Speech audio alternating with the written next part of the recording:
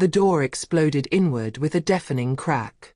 Ngozi's scream died in her throat as 8 men in black tactical suits flooded her tiny room, weapons drawn, moving with terrifying precision. She pressed herself against the wall, her heart hammering so violently she thought it might burst through her ribs. One man swept a device across the sleeping child on her floor, while another checked every corner of the cramped space. This was it. This was how her life ended. And it had all started just 30 minutes ago. But let me take you back. Back to the moment that changed everything. Before we go further, smash that subscribe button because you won't believe where this story goes. Trust me, you'll want to see how this ends. Ngozi Okafor's knees ached as she dragged the last garbage bag toward the dumpster behind Shinhan Bank Tower. Rain hammered down on the Gangnam streets, turning the alley into a river of neon reflections and oil slicks. It was 11:47 on a Thursday night, and she'd been cleaning office buildings for 14 hours straight. Her fingers were raw from chemical burns. Her back screamed with every movement. But she couldn't stop. She had to send money home to Lagos. Her mother needed medicine. Her little sister needed school fees. Korea had promised her a better life. Instead, she got a 3-square-meter Goshawan room with shared bathrooms and judgment from every Korean who looked at her dark skin and heard her broken attempts at their language. Her visa had expired 6 months ago. Every day was borrowed time, every interaction a potential deportation. She heaved the bag into the industrial dumpster and turned to leave. That's when she heard it. A soft whimper. Almost nothing. Just a hiccup of sound swallowed by the rain. Ngozi froze. She should walk away. She knew she should walk away. Getting involved in anything in this country was dangerous for someone like her. But her feet wouldn't move.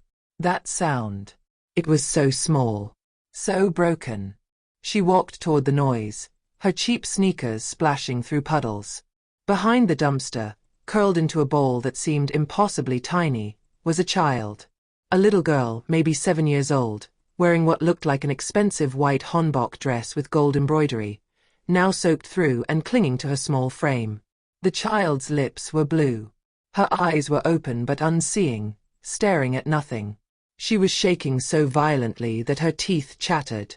"Oh my God," Ngozi breathed. She dropped to her knees, not caring about the filthy water soaking through her pants. "Little one, can you hear me?" The child didn't respond, didn't even blink. But her small fist was clutched around something. A black card with gold lettering. Ngozi's hands trembled as she gently tried to see what the child held. The girl's grip was iron-tight despite her condition. Ngozi made a decision. She couldn't call the police. She couldn't go to a hospital. Both meant questions she couldn't answer. But she couldn't leave this child to die in the rain either. She stripped off her only jacket and wrapped it around the tiny body, then scooped the child into her arms. The girl weighed almost nothing. Her skin was ice cold. "I've got you," Ngozi whispered, even though the child showed no sign of hearing. "I've got you now." The 15-minute walk to her Goshawan felt like hours. Every person who passed made Ngozi's heart race. What if someone stopped her? What if they thought she was kidnapping this clearly expensive child? But the streets of Seoul at midnight were filled with drunk salarymen and delivery drivers who didn't spare her a glance. Just another invisible immigrant. Her room was on the 4th floor of a building that smelled like instant noodles and desperation. She kicked the door open and laid the child on her sleeping mat, the only furniture in the space besides a hot plate and a small shelf. The girl's dress was designer, Ngozi could tell. The kind of thing that cost more than she made in 6 months. Who was this child? Why was she alone in an alley in Gangnam? Ngozi's hands shook as she peeled the wet dress off the small body and wrapped the child in her only towel. The girl's chest rose and fell in shallow breaths. Still no response. Still clutching that card. "Please," Ngozi begged, rubbing the child's arms trying to generate warmth. "Please wake up. Please be okay." She lit her hot plate and started heating water for instant ramen. The child needed something warm. Anything. As the water boiled, Ngozi finally managed to pry the card from the girl's fingers. Her breath caught.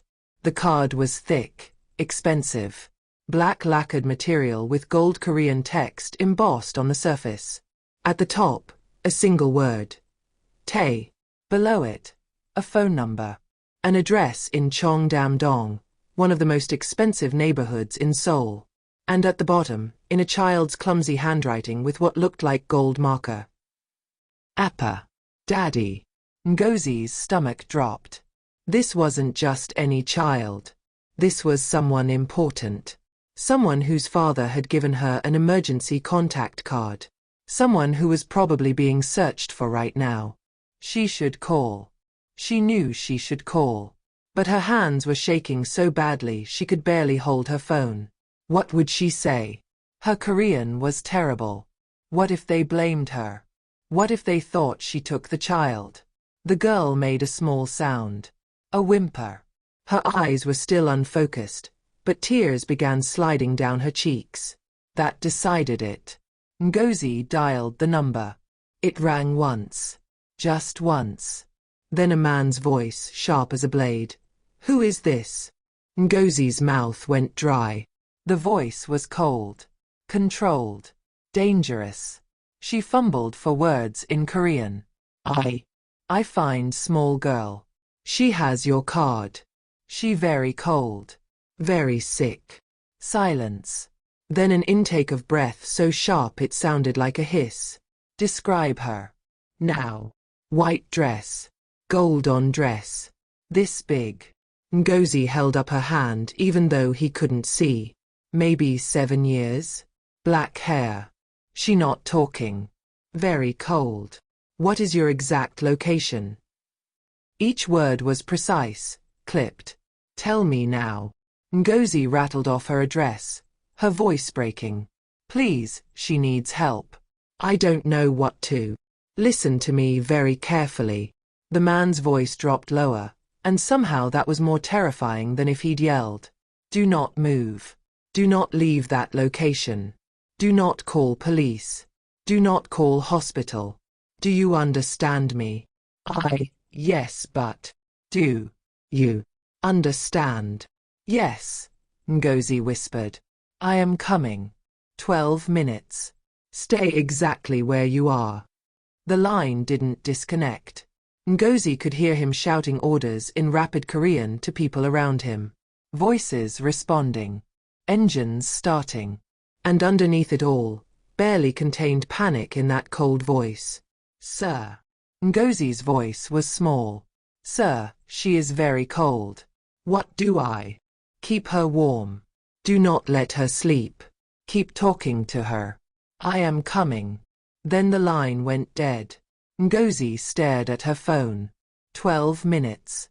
She looked at the child, who was now shivering less violently, wrapped in the towel. What had she done? Who was this man? The address on the card was in Cheongdam-dong. That meant money. Serious money.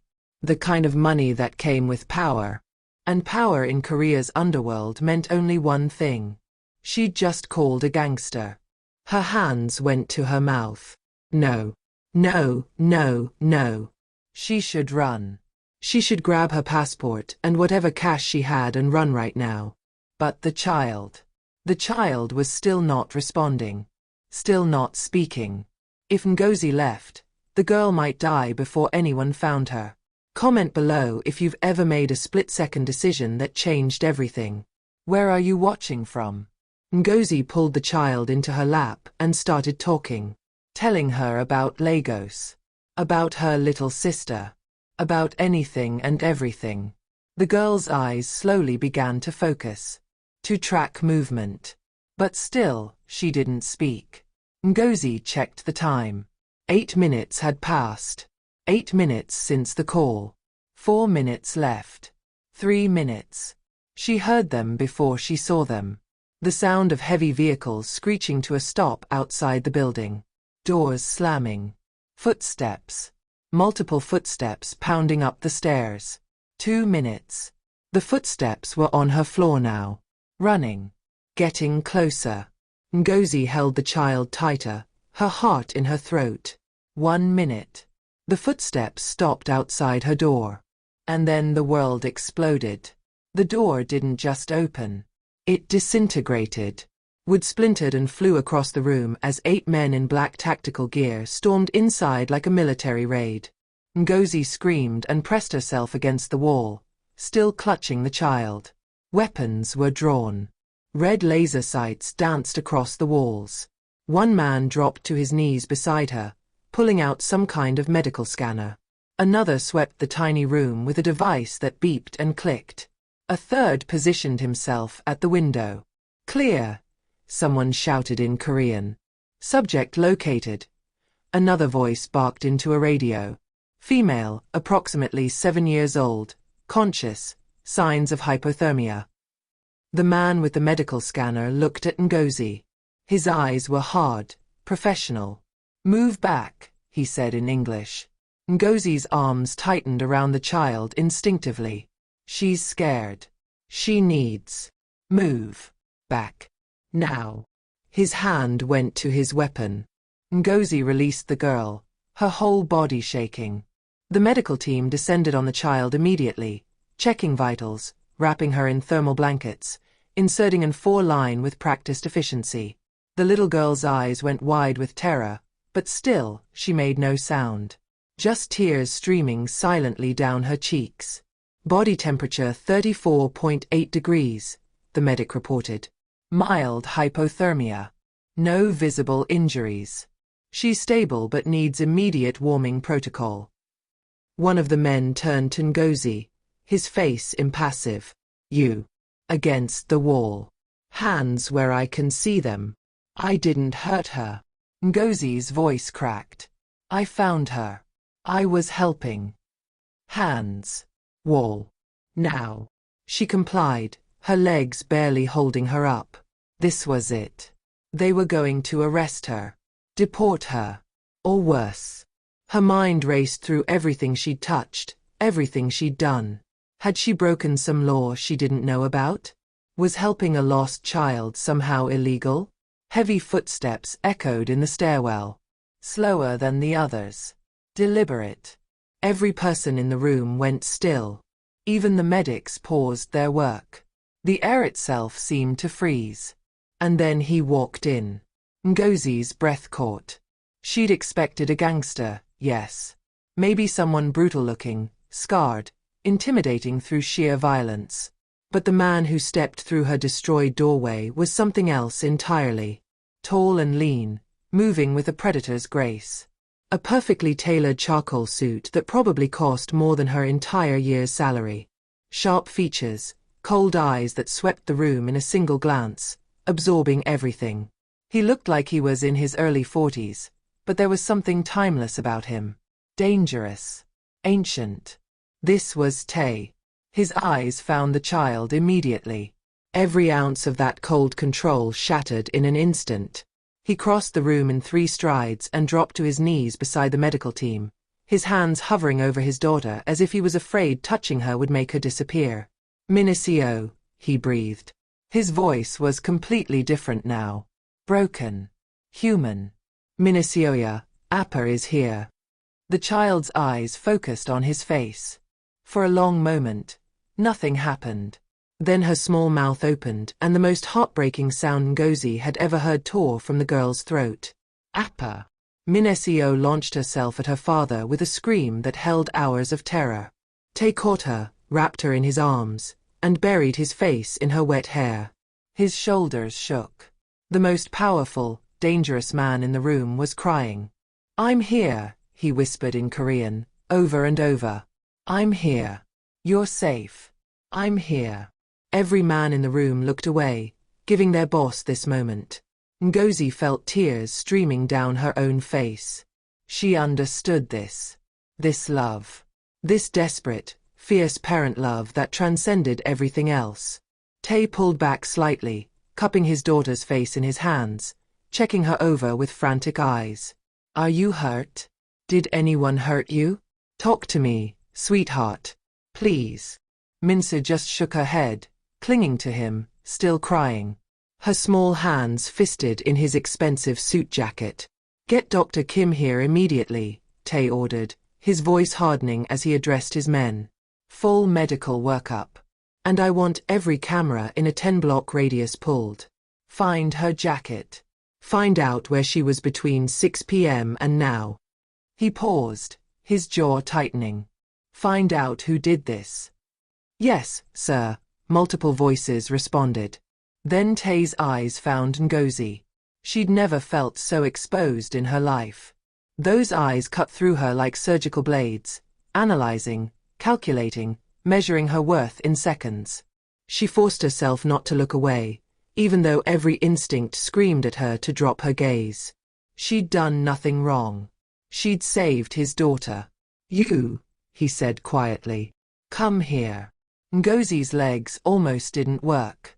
She stumbled forward, stopping a few feet away. Up close, he was even more intimidating. The suit, the watch on his wrist that probably cost more than a car, the dangerous stillness in the way he held himself. Closer, he commanded. She took another step. She could smell his cologne now. Something expensive and dark. Cedar and smoke. What's your name? Ngozi, she whispered. Ngozi Okafor. Nigerian. She nodded. His eyes flicked to her hands, still red and raw from cleaning chemicals. To her cheap, soaked clothes. To her face, where exhaustion and fear warred for dominance. You found her behind the Shinhon Bank Tower? Yes. Behind the dumpster. She was so cold.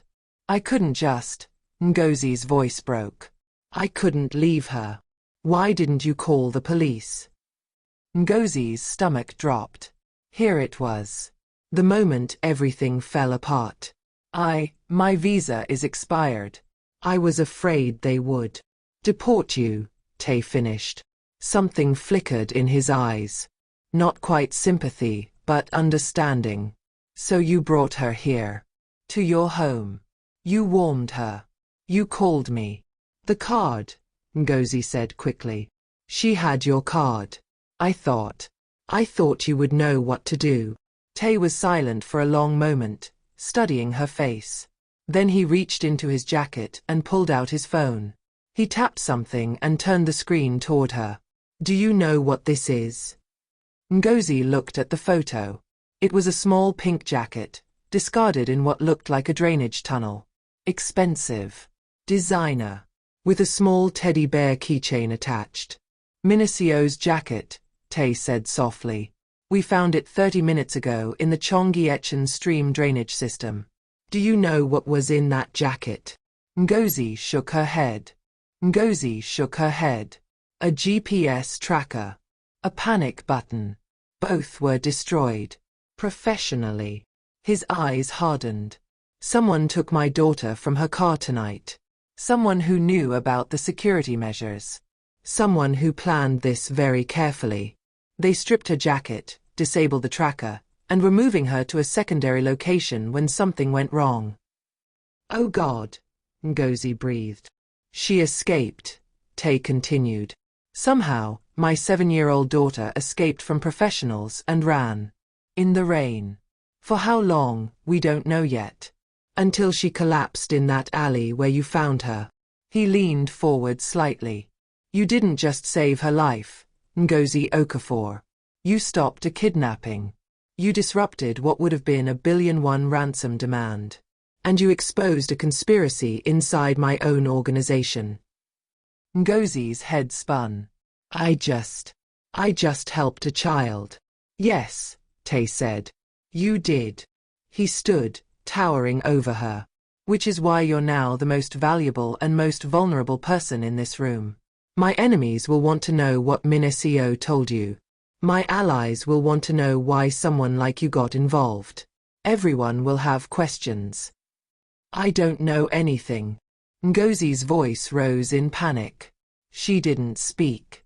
She didn't say anything. I swear. Tae raised a hand, silencing her. I believe you. He glanced at one of his men. Director Choi. Full security detail on this building. No one in or out without clearance. Get her belongings. Wait, what? Ngozi's heart raced. I need to work tomorrow. I have to. Tae's eyes returned to her, and there was something almost gentle in his expression. Almost. You don't work there anymore. You work for me now. I never agreed. You agreed when you called that number. His voice was soft but absolute. You entered my world, Ngozi. And people don't leave my world. Not alive. The words hung in the air like a death sentence. Ngozi's mouth went dry. Are you threatening me? No, Tae's expression didn't change. I'm protecting you. There's a difference. He nodded to one of his men. She stays here tonight. 2 guards outside the door. No one enters. No one leaves. But I. This is not a negotiation. He turned back to Min Seo, who was being bundled into warmer blankets by the medical team. His voice softened again. Tomorrow we talk. Tonight, you rest. My men will repair your door and ensure you're safe. I don't understand any of this, Ngozi whispered. Tae looked at her one more time, and something passed through his eyes. Something that might have been respect, or curiosity, or calculation. With a man like him, it was impossible to tell. You will, he said. Then he lifted Minasio into his arms like she weighed nothing and walked out, his team flowing around him like water. Within minutes, the room was empty except for Ngozi and the sound of her own ragged breathing. True to his word, 2 men in suits took positions outside her destroyed doorway. She could hear them talking quietly in Korean, guarding her, or imprisoning her. She wasn't sure which. Ngozi sank to the floor and buried her face in her hands. What had she done? She tried to save a child and somehow ended up trapped in the web of Seoul's criminal underworld. She thought of her mother in Lagos, waiting for money that might never come. Her little sister who needed school fees. Her own dreams of a better life. All of it felt very far away now. She must have fallen asleep at some point because when her eyes opened, pale morning light was filtering through her small window. For a moment, she thought it had all been a nightmare. Then she sat up and saw her room. It was completely different. The broken door had been replaced with a heavy reinforced one. Her old sleeping mat was gone, replaced with an actual bed with clean white sheets that probably cost more than her monthly rent. The floor had been redone, heated ondol style like in expensive apartments. There was new furniture, minimalist, Korean design, everything matching. Her hot plate had been replaced with actual cooking equipment. Professional-grade cleaning supplies were stacked in the corner.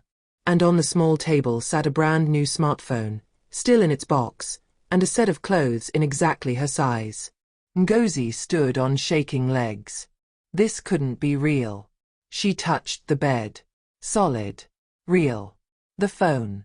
Real. The clothes, designer labels she'd only seen in Gangnam shop windows.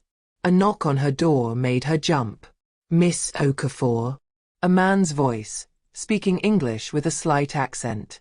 I am Director Choi. Mr. Tae has sent me to speak with you. Ngozi opened the door carefully. The man outside was in his 50s, impeccably dressed, with silver-rimmed glasses and the bearing of someone who'd spent decades in positions of power. He held a sleek briefcase and had the kind smile of someone who knew exactly how dangerous he was. May I come in? He asked politely. What choice did she have? Ngozi stepped aside. Director Choi entered and took in the transformed room with a small nod of approval. The renovations were completed at 3 a.m. I trust everything is satisfactory. I don't understand what's happening, Ngozi said. Why did he do this? What does he want from me?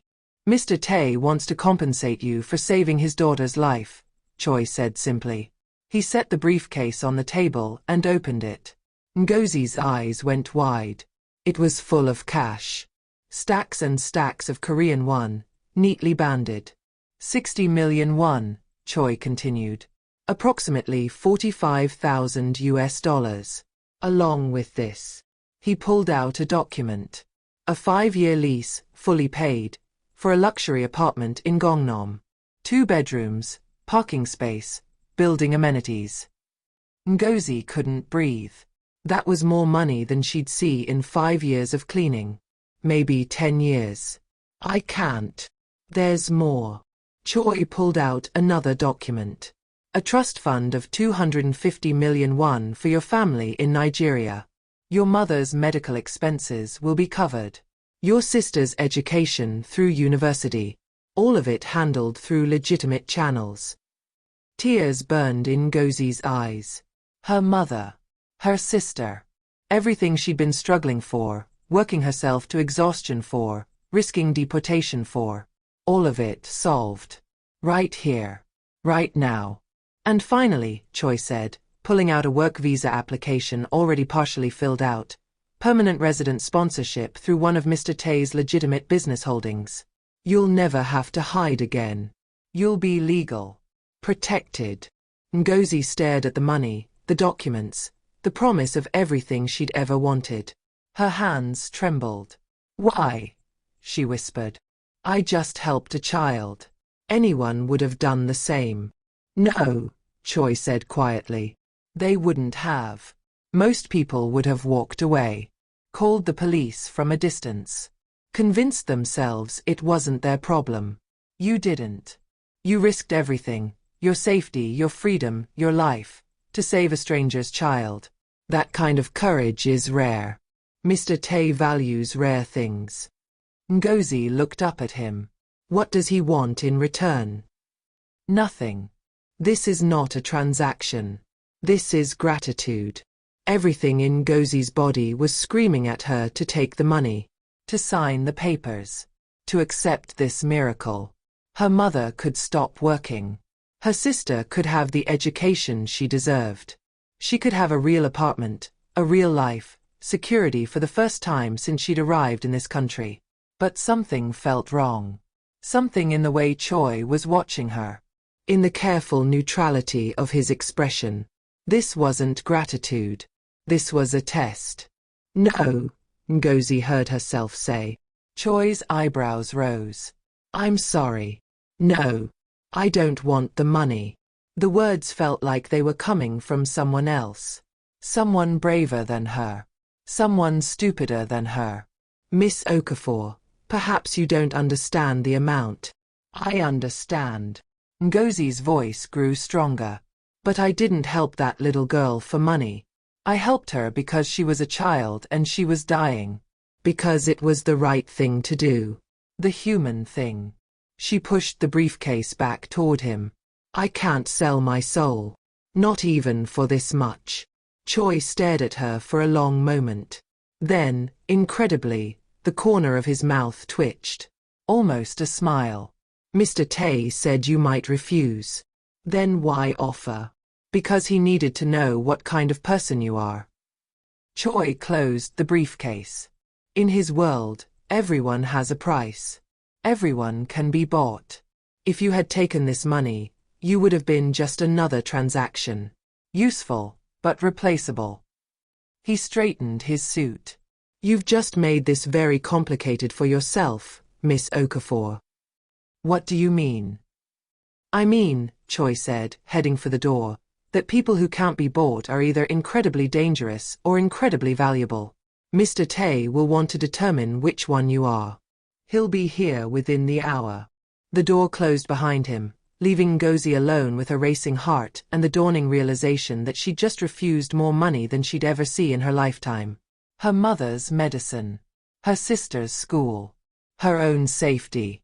All of it gone. Because of pride? Principle? Or because some part of her knew that taking that money would have meant belonging to Tae forever, and she wasn't ready to surrender herself that completely. Not yet, anyway. 53 minutes later, her door opened again. No knock this time. Just Tae walking in like he owned the place, which, technically, he probably did. He was dressed more casually today, still expensive, but no suit jacket. Black dress shirt, sleeves rolled to his forearms. He looked like he hadn't slept. His eyes found hers immediately. You refused the money, he said. Not a question. A statement. Yes. Why? Ngozi forced herself to meet his gaze. Because I didn't save your daughter for a reward. I saved her because she's a human being who needed help. Noble, Tay said. There was something sharp in his voice.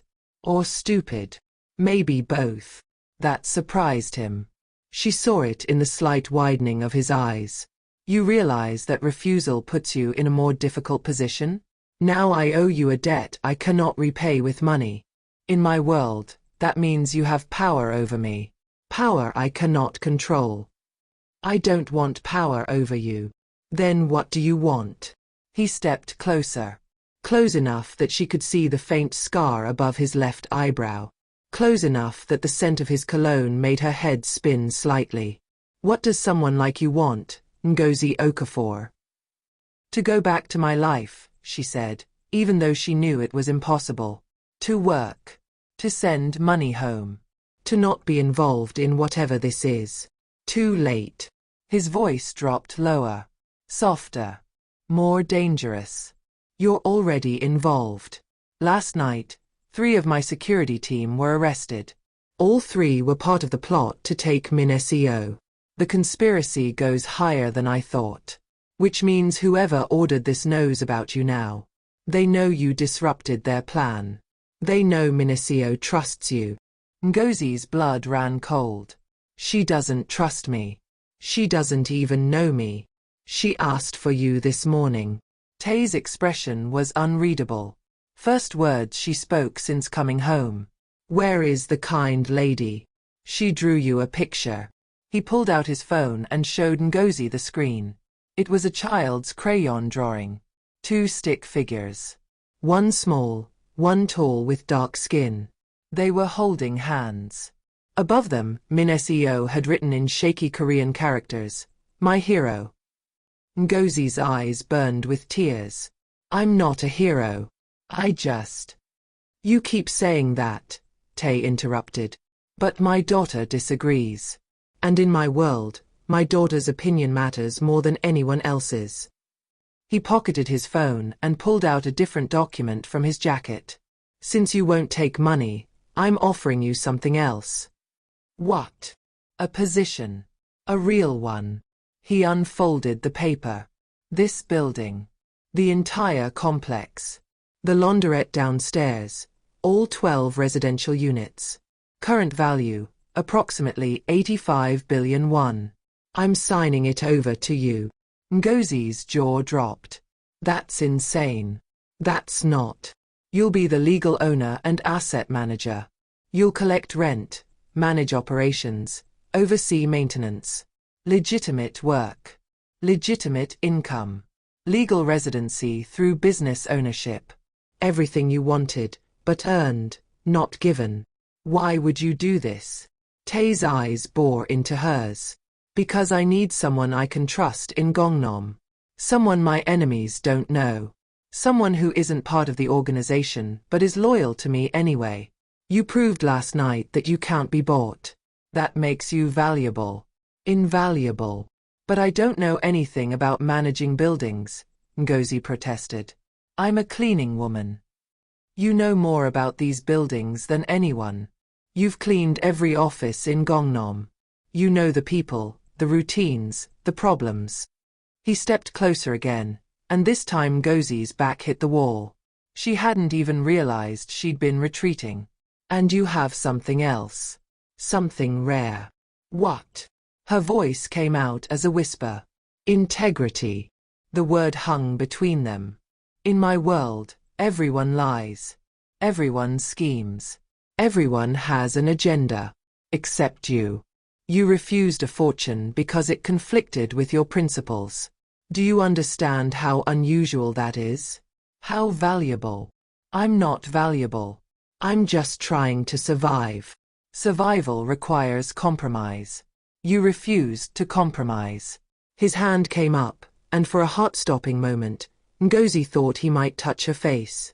Instead, he pressed the document against the wall beside her head. Sign this. Work for me. Not as an employee. As a partner. As someone I can trust to tell me the truth. And if I refuse this too? Tae's jaw tightened. Then I will arrange for your deportation tomorrow morning. First flight to Lagos. $20,000 in your pocket as severance. Enough to help your family, not enough to change your life. His eyes were hard. Because if you're not with me, you're a liability. My enemies will find you eventually. In Nigeria, I can't protect you. Here, under my protection, you're untouchable. Ngozi's heart hammered. So I have no choice. You always have a choice. His voice softened slightly. But some choices are better than others. Stay here. Build something. Be safe. Or run home and spend the rest of your life wondering what could have been. This isn't freedom, Ngozi said. This is just a prettier cage. Something flickered across Tae's face. Respect, maybe. Or pain. Freedom is an illusion. We're all in cages. The only question is whether the cage has gold bars or iron ones. He pulled back slightly, giving her space to breathe. I'm offering you gold, Ngozi. Take it. She looked at the document. At the man in front of her who held her entire future in his hands. At the transformed room that proved he could give her everything or take it all away. She thought of Minasio's drawing. Of the way Tae had cried when he held his daughter. Of the vulnerability beneath the violence. He was a monster. She knew that. But he was also a father. Also a man who valued loyalty and honesty in a world built on betrayal. And somehow, against all logic, she was starting to understand him. If you're still watching, hit that like button. This is about to get even more intense. What exactly would I have to do? Ngozi asked carefully. Manage the building. Report anything unusual. If you see children who seem lost or frightened, you call me. If you notice strangers watching the area, you call me. If anything feels wrong, you call me. His eyes held hers. I'm not asking you to be a criminal. I'm asking you to be my eyes in a world I can't always see. To be honest when everyone else lies. To protect the vulnerable when no one else will. Like I protected Minacio. Exactly like that. Ngozi's mind raced. It wasn't really a choice, was it? Stay and live in luxury under his protection, or leave and always look over her shoulder. Stay and help her family, or leave with just enough to delay the inevitable. Stay and maybe, just maybe, make a difference in this dark world, or leave and return to the powerless struggle she'd fled. If I sign this, she said slowly, I want something added. Tae's eyebrows rose. You're negotiating? You said you valued honesty. Here's my honesty. I want a clause that says I can never be asked to hurt innocent people. That I can never be forced to do something that violates my conscience. That if you ever cross that line, I can walk away. For a long moment, Tae just stared at her. Then, incredibly, he smiled. It transformed his entire face, made him look younger, less dangerous. Almost human. Done, he said. I'll have Director Choi add that clause. Anything else? My family's medical expenses and my sister's education. Not as a gift. As part of my compensation package. I want to earn it. Also done. His smile widened slightly. You're good at this. I've been negotiating my survival my entire life, Ngozi said. This is just a bigger negotiation. Tae extended his hand. Then we have a deal, Ngozi Okafor. Welcome to your new life. Ngozi looked at his hand. Strong, scarred knuckles. A man who'd built an empire through violence and fear. But also a man who'd cried for his daughter. Who valued truth in a world of lies. Who was offering her a chance at something more than mere survival. She took his hand. His grip was firm, warm. For just a moment, he held on longer than necessary, his thumb brushing across her knuckles in a gesture that might have been unconscious, or might have been something else entirely. Thank you, he said quietly, for saving her, for refusing to be bought, for being exactly who you are. I don't even know who I am anymore, Ngozi admitted. You're someone who changes things, Tae said. Someone who disrupts carefully laid plans just by being good in a world that expects corruption. That's powerful, Ngozi. Don't underestimate it. He released her hand and stepped back, the professional mask sliding back into place. Director Choi will handle the paperwork. You'll meet with our property management team this afternoon. Your first month's compensation will be deposited today. And Ngozi. He paused at the door. Minacio wants to see you. Tomorrow, if you're willing. Just for a few minutes. She needs to know her hero is real. Before Ngozi could answer, he was gone, leaving her alone with a contract that would change everything and the lingering warmth of his hand on hers. 3 months later, Ngozi stood on the rooftop of her building, watching the sun set over Gangnam. She was wearing a tailored business suit, her natural hair styled professionally, a Bluetooth earpiece tucked discreetly in her ear. Below, her building hummed with life. Clean, safe, profitable. She'd fired the slumlord superintendent and hired a fair management team. She'd renovated the launderette into a community space where immigrant workers could wash clothes affordably. She'd created jobs for 3 other Nigerian women in similar situations to her old one. Her phone buzzed. A text from her mother. Your sister got accepted to university. We are so proud of you. Ngozi smiled, tears blurring her vision. She'd done it. She'd survived. She'd built something. Another text, this one from an unknown number. But she recognized it anyway. She'd memorized it that first night. Minacio is asking when you'll visit again. She misses her hero. Tae. Ngozi typed back. Tomorrow afternoon. Tell her I'm bringing art supplies. 3 dots appeared. Then. She'll love that. Thank you. For everything. Ngozi looked out over the city that had once seemed so hostile, so impossible. Now it felt different. Still dangerous, still complicated, but also full of possibility. She'd come to Seoul searching for a better life. Instead, she'd found a different life. One where she had power. Where she mattered. Where a little girl called her a hero and a dangerous man called her a partner. Was it perfect? No. Was it safe? Not entirely. But it was hers. A black car pulled up to her building. She watched from above as Tae stepped out, looking up as if he knew exactly where she was. He raised a hand in acknowledgement. She waved back, feeling something warm unfold in her chest. Something that might have been trust. Or friendship. Or maybe, just maybe, the beginning of something more complicated. He'd been right. Freedom was an illusion. But gold cages had their advantages. And sometimes, just sometimes, the monsters turned out to be men. Broken, dangerous men, but men nonetheless. Men who cried for their daughters and valued truth and gave second chances to immigrant cleaning women who refused to look away from children in the rain. Ngozi picked up her phone and opened the group chat with her Nigerian friends in Seoul. She typed, "Coffee next week? I have a story to tell you. You won't believe it." Then she closed her eyes and breathed in the Seoul air.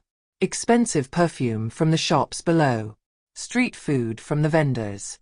Car exhaust and possibility. The smell of a life she'd built from nothing. A life she'd earned. Not by being perfect. Not by following rules. But by being brave enough to help when it mattered, and stubborn enough to refuse to be bought, and human enough to see humanity even in monsters. The rain started again, gentle this time, washing the streets clean. Ngozi didn't mind. Rain had changed her life once before. Maybe it would again. She smiled and headed downstairs to her apartment, her gold cage, her kingdom. Tomorrow she'd visit Minacio. Tomorrow she'd face whatever new challenges Tae's world threw at her. Tomorrow she'd continue building this impossible, beautiful, terrifying new life. But tonight, she'd simply rest. And maybe, just maybe, allow herself to feel proud. Because she'd saved a child in the rain. And somehow, impossibly, that child had saved her right back. Comment below where you're watching from, and let me know what you would have done in Ngozi's situation. Would you have taken the money or refused like she did? Hit that subscribe button for more stories that'll keep you on the edge of your seat. Trust me, you don't want to miss what comes next. Thanks for watching, and I'll see you in the next one.